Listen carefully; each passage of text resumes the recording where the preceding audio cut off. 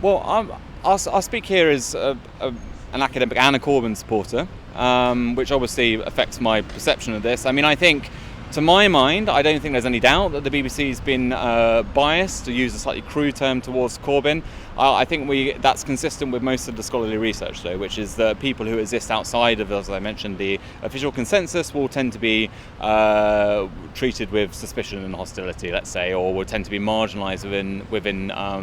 BBC editorial culture. Now, why is that the case in terms of Corbyn? Well, we have some good research on the BBC's reporting of austerity. Basically, the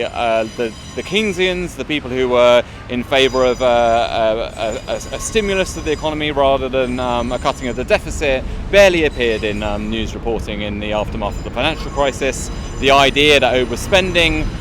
led to the crisis itself, which was a lie pushed throughout by the Tory party, started to inform BBC reporting. So the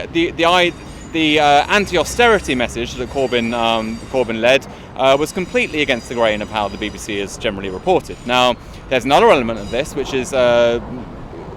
fact that Jeremy Corbyn is a long-standing opponent of British militarism, and that really touches on something much more deeply ingrained in the BBC's DNA, not just the relationship with the security services, which is the subject of the recent report, but a very close relationship to the Ministry of Defence, which goes back to the beginnings of the BBC, and also relationship with the Foreign Office via the World Service, BBC Monitoring, which is a sort of open source outfit for the British intelligence services, and so there's a whole range of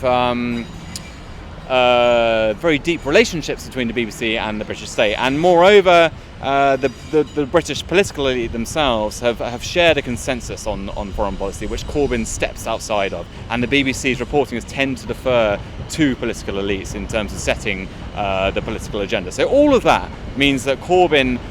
has been greeted with a mixture of puzzlement and occasionally overt hostility from the BBC, which to my mind departs very starkly from its mission to report impartially.